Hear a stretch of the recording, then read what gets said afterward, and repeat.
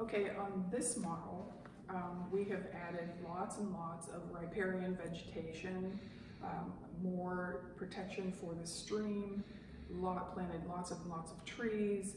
On the construction site, we have a vegetated buffer around it. The lawns have more plants in it to help take up storm water. And all along where there's water, we've tried to protect that area. We've also done something called stream bank fencing, where we've fenced the cows out of the stream, but made a water trough for them so they can still get water. And so we've done a lot of things on this model that weren't done on the other model. And we're gonna see if all that riparian vegetation helps take up the pollution as well as protects the stream from that pollution when it goes floating down through from the pollution type things that we're going to do. So next thing we're going to do is go back through our whole scenario of the different types of pollution that were put on here and see if maybe we can do some things that are better for the watershed, maybe think a little bit about before we throw things on the ground, that kind of stuff. So we're going to start that here shortly. Okay, here you can see along the watershed here, we've added lots and lots of trees. And one of the added benefits of adding all this extra vegetation is that you get more birds and critters because you've just, given them habitat to actually live in. And so that is an important part, an important benefit of riparian vegetation too, is that you're going to see way more wildlife that's going to take advantage of that habitat.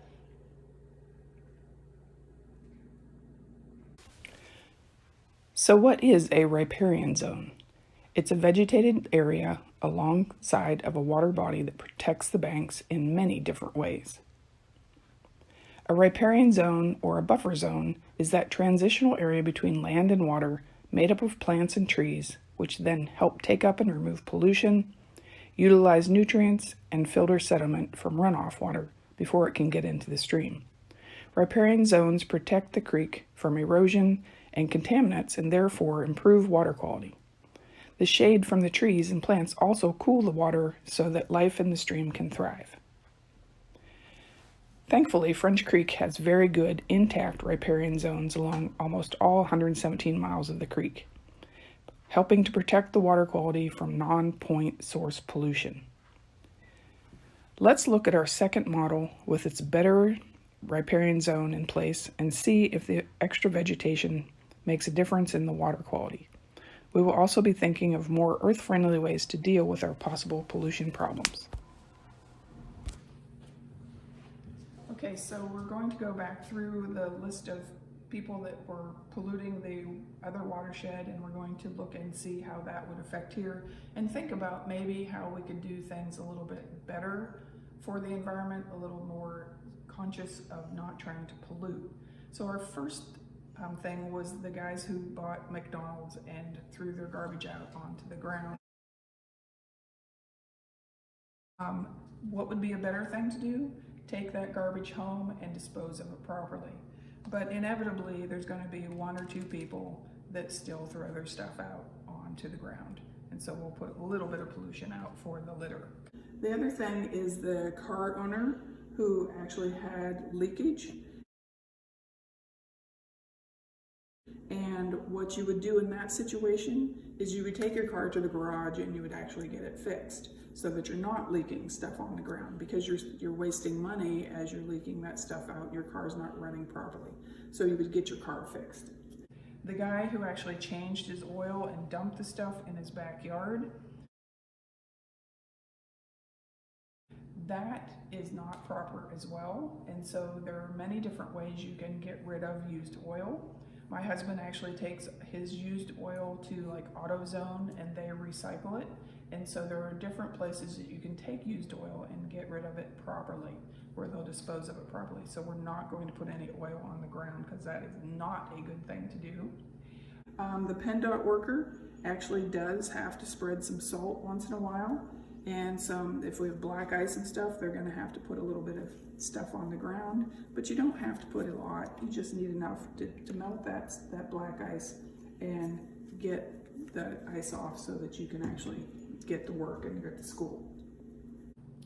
The next thing is when you're mowing your grass, you do not want to shoot that grass out into the yard, or excuse me, out into the road or sidewalks.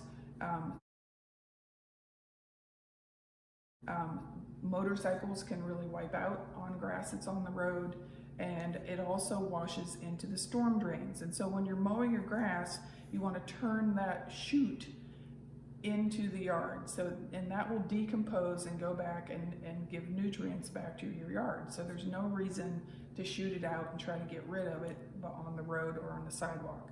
So we're not going to add grass to that either, because that is not a good thing to do. The next thing is to put lawn fertilizer down. And if you're going to put lawn fertilizer down, that's fine, but don't do it before a rainstorm, and don't do it, don't think that more is better, because you can actually burn up your yard if you put too much fertilizer and stuff on it, or too many pesticides or herbicides. So only put it on the amount that's recommended, and only when it's recommended. So we're actually going to have a rainstorm here shortly, so we're not going to put that on today, because you're just going to be wasting your money by putting it on today. The next thing is the guy who washed his car. Now, what you would want to do if you're going to wash this car is not do it in your driveway or on the road. You would want to find a grassy spot, park it up beside your house, and then wash your car there, because that grass will help soak up that excess water and soap, and it's not going to go out into the stream and on the storm drains. Another option would be to take your car to a car wash, because those guys reuse and recycle that water over and over again. So that's actually the most efficient way to wash your car, is to go to an actual commercial car wash. The house painter that dumped the paint out,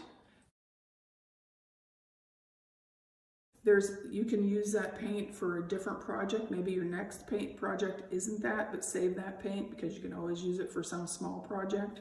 Or there are different ways to get rid of paint.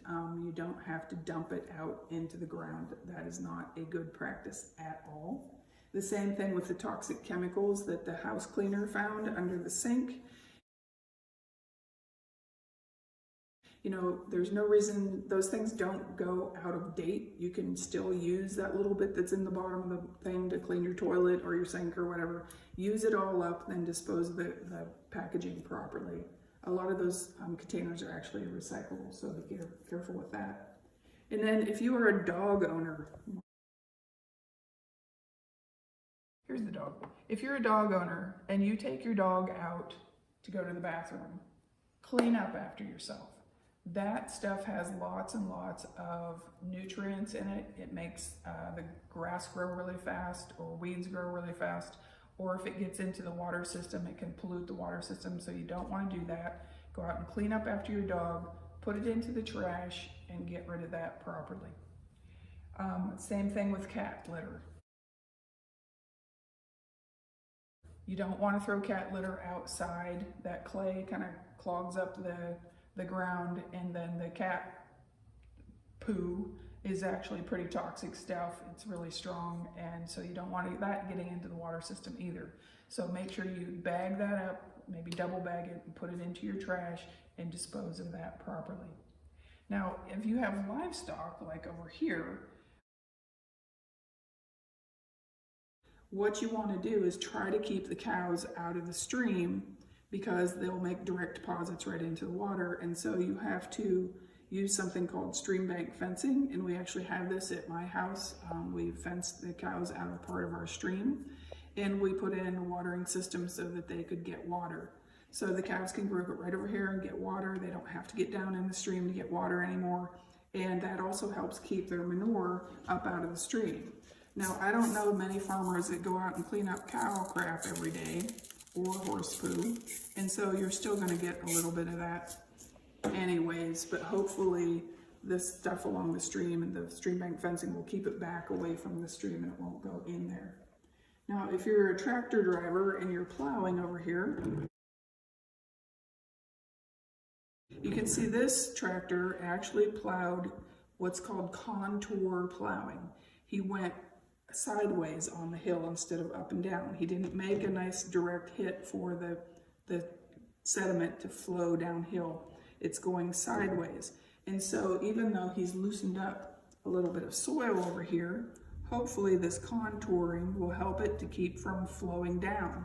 Also, there's a grassy strip along the edge to help catch any sediment that flows as it goes down that hill as well.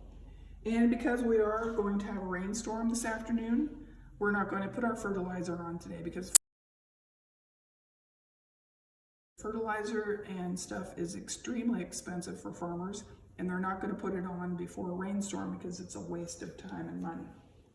Now, as far as the construction worker goes, he's over here on the hill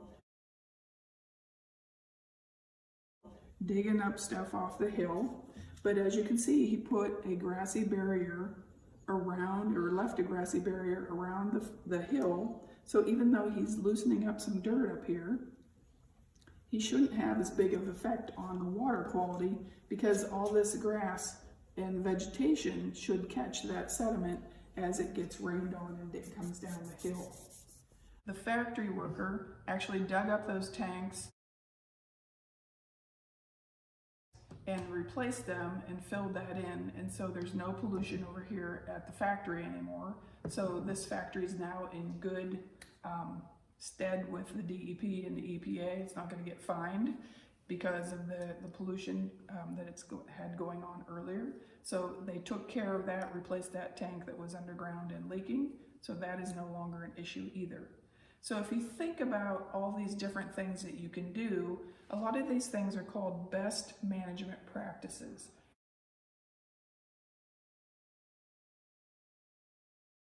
And when you use best management practices, you oftentimes will use these things that will help keep the water quality good in your watershed.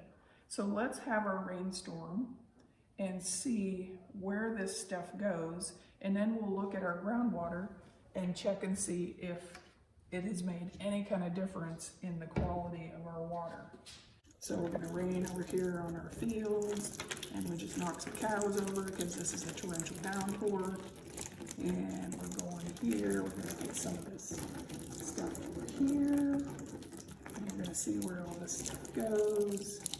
We get the construction stuff going here and over here on the factory. We're going to get our trees all nice and wet here.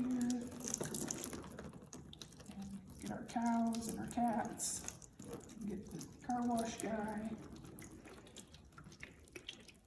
There's one. We knocked some trees over. Must have been a little bit of a tornado with this one too, because we knocked some trees over. Or what they call a down shear. So here comes some more water. We got some real rain going on here. Lots and lots of rain. Gonna rain on the farm again, over here on the tractor. See where things go, over here on these yards. And let's see where this water is going. As you can see, the water is going down through the streams and down into our main water body down here. And if we get down underneath here, we can see what the water looks like. Now, as you can see from this watershed, when we had our intact riparian zones and we thought about what we were doing on the land, the groundwater looks so much cleaner on this second model. So remember that what you do on the land can have an effect on water quality.